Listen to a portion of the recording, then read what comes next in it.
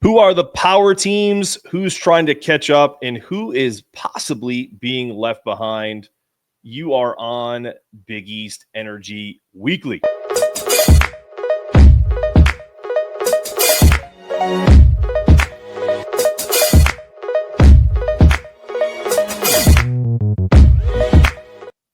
All right, welcome into Big East Energy Weekly with your host, Mark Zanetto, Casey Matthews, and we bring in Jaden Daly of Daily Dose of Hoops.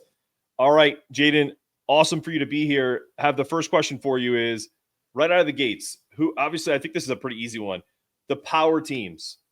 You have St. John's, Creighton, and UConn. Those are the power teams right now.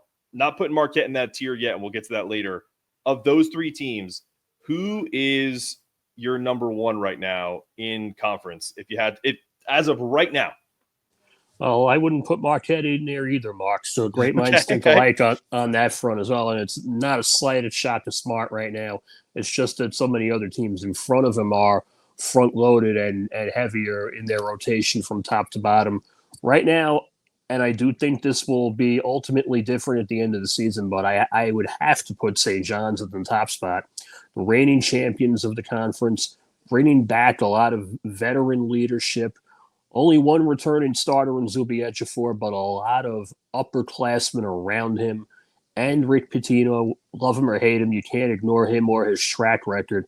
It's very hard to pick against the Johnnies right now. I don't think they win the league at the end of the year, but it's almost impossible for me to analyze the Big East going into the summer and into the preseason without looking at them as the preseason favorite. They're going to be a top 10 team in the preseason polls, maybe even a top 5 team.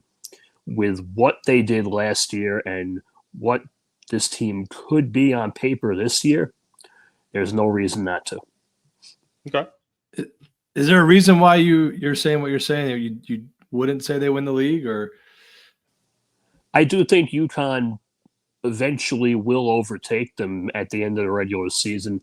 I think Dan Hurley's team has a lot more upside and brings back more continuity than St. John's, which I think will serve the Huskies well in the dog days of the conference schedule where you're jockeying for position in January. When you have an Alex Caravan, when you have a Solo Ball, when you have a Taris Reed Jr., when you have a Jalen Stewart, 4 of your top 7 from last year back in the rotation, that's going to go a long way. St. John's still has a lot of new pieces that talent-wise make the team the best on paper right now, but we don't know how that's going to mesh in live games, live ball situations.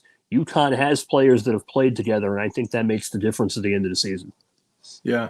When I look at it, I agree with you, first of all, because I do think St. John's has been unbelievable in the transfer portal. But the thing to me, and especially in this league, if you know you have a solid point guard and you have a solid big man, that to me, and especially in this top tier, leads me to believe that you're going to have some success and you're going to be able to beat the teams that you should beat.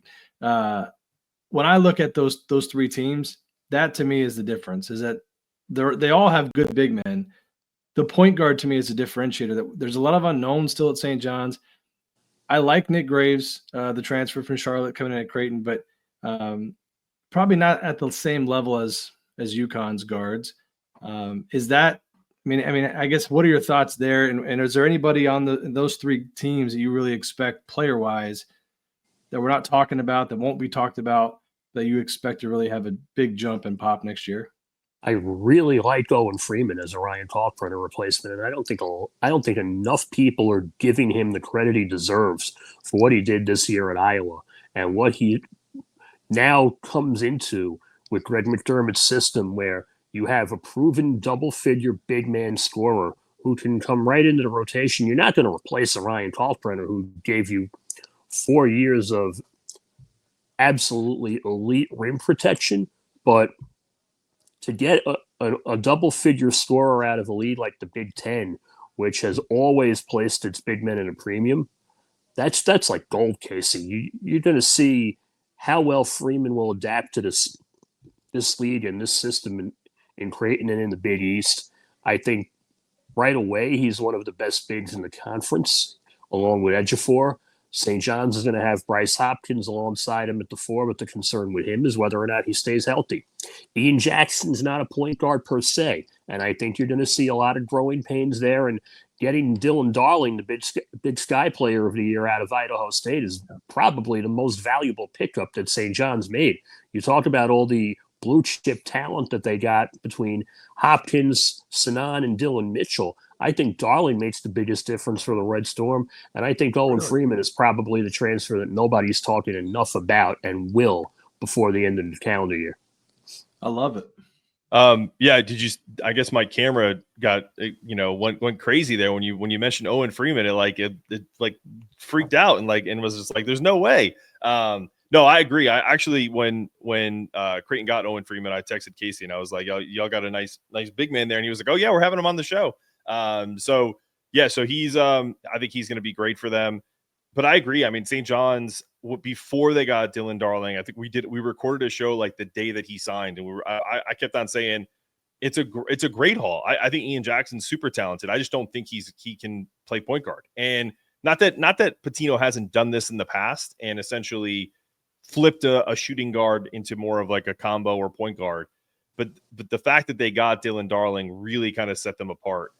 I said this to Casey because you talked about UConn essentially, and remember, I'm not saying this. Jaden is saying this, so I'm going off of what Jaden's saying because we get called homers all the time.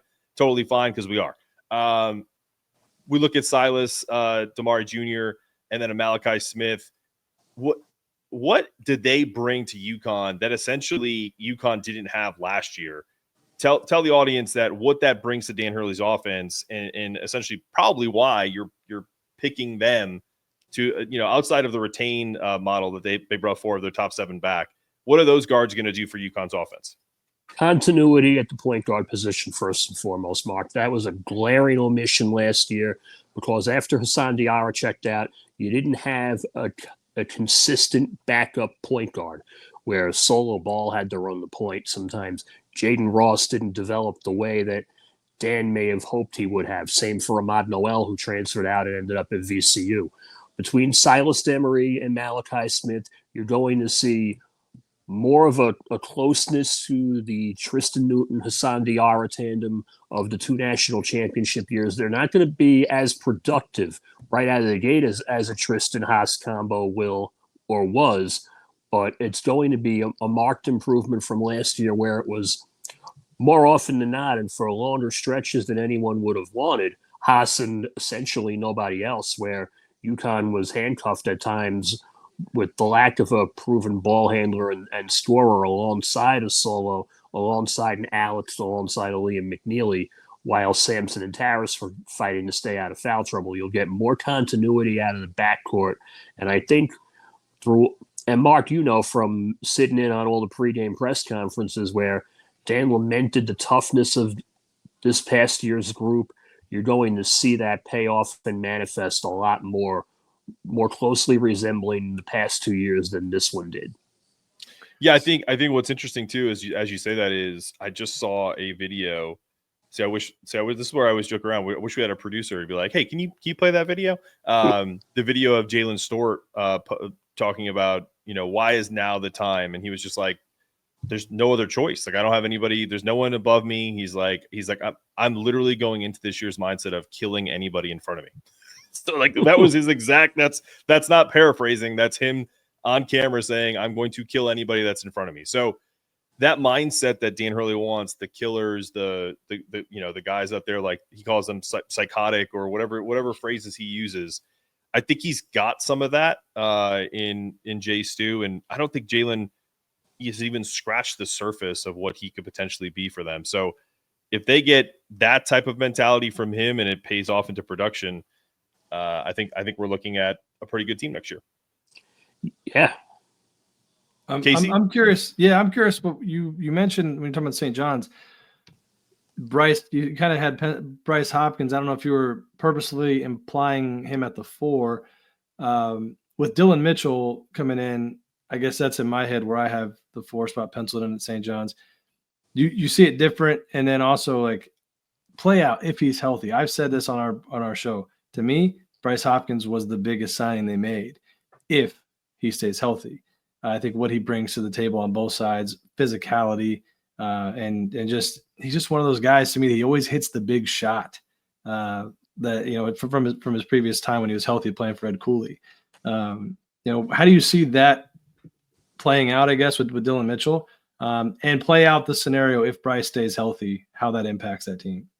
Well, if Hopkins stays healthy, I'll address that first, Casey. If he stays healthy, he's a 15, 16 point per game and 7, 8 rebound a night scorer and rebounder. So right away, you're looking at first team all conference stats.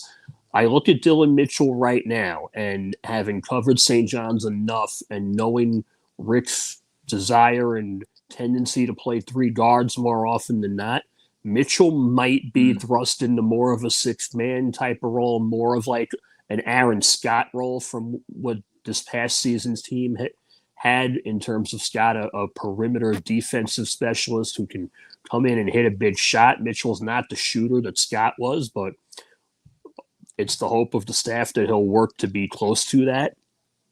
I do think you're going to see a Jackson, Sanan, and third guard, whomever that may be, and with Simeon Wilcher having transferred, that third spot is up for grabs. It could be Dylan Darling getting more minutes at the point and Jackson ultimately being the 2. But I look at Hopkins and I see him more as a 4 and the de facto RJ Lewis replacement in terms of potential, in terms of projection, and in terms of physicality as well. He's a lot more physical and a lot tougher than RJ Lewis, having gone through more Big East battles. If he stays healthy, then St. John's will most likely win 15 or 16 games in the conference. It's going to be very close to race to the top spot between St. John's and UConn. I see Creighton a very close third, maybe a game or 2 off the top 2. But I look at St. John's, and if Hopkins stays healthy, there's no reason why they're not going to be a top 10, 15 outfit all year. All right. Well, that's Jaden's power team outlook. We're going to take a very short break and give our sponsor, Asabasa Spice Company, here a little love. We got to get Jaden some of these good spices out his way. We're going to talk about that coming up after the break.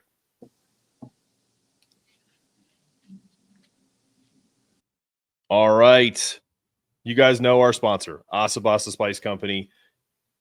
You got to check them out. It is one of the best dry rubs I have ever had, and it's bar none. My favorite is the Island Jerk. Go get yourself a bundle. You can have Peruvian chicken. You can do their signature chicken seasoning. I think they have one that I haven't even tried yet because I haven't cooked burgers on the grill yet, but it's like a Brooklyn burger spread. It sounds awesome. Anything that they've brought my way. We did the smoky Carolina dry rub. I did that on some chicken thighs the other day. I mean, there isn't a flavor right now that I'm like, I wouldn't use that again. Every single one, but particular for me, the Island Jerk is my favorite. Go to asasbasaspice.com/BEE and use the code word BIGFlavor15 for 15% off your first purchase. You won't be disappointed.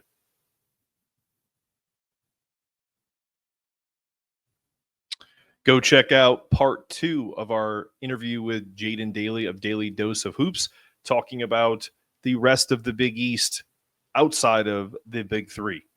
You won't want to miss it.